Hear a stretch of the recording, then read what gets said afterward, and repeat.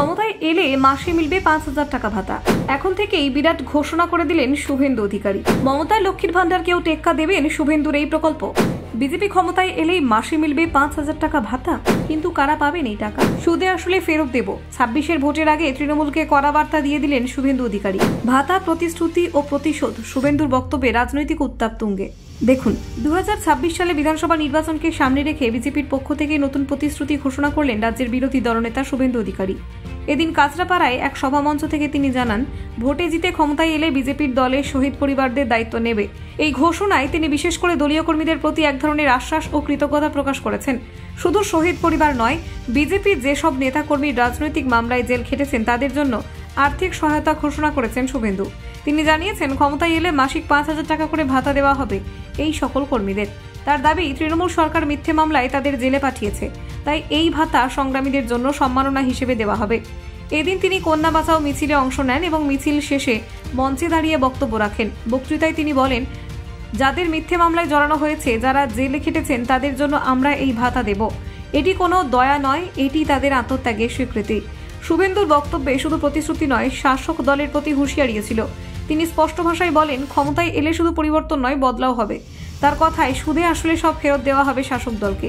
এই ভাতার প্রতিশ্রুতি নতুন নয়। এর আগেও ২০২৪ সালে লোকসভা নির্বাচনের আগেও তিনি একই ধরনের ঘোষণা করেছিলেন।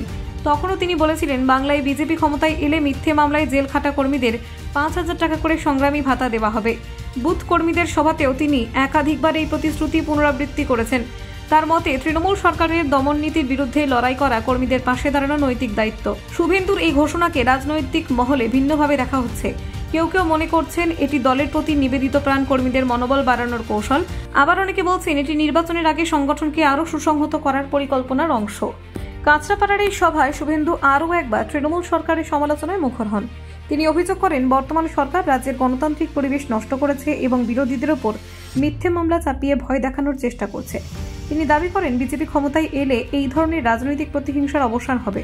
পাশাপাশি যারা অতীতে অন্যায়ভাবে ক্ষতিগ্রস্ত হয়েছেন তাদের সম্মান ও অধিকার ফিরিয়ে দেওয়া হবে।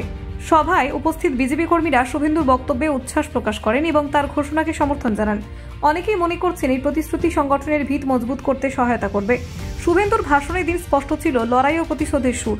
তিনি বলেছেন, আমরা শুধু শাসন পরিবর্তন চাই না, আমরা চাই ন্যায় বিচার। যে অন্যায় হয়েছে তার হিসেব নেব। ২০২৬ সালের বিধানসভা নির্বাচনকে সামনে রেখে এই ধরনের প্রতিশ্রুতি বিজেপির প্রচার কৌশলের গুরুত্বপূর্ণ অংশ হয়ে উঠতে পারে। এটি ভোটারদের একটি নির্দিষ্ট অংশের মধ্যে ইতিবাচক প্রভাব ফেলতে পারে বলে মনে করা হচ্ছে।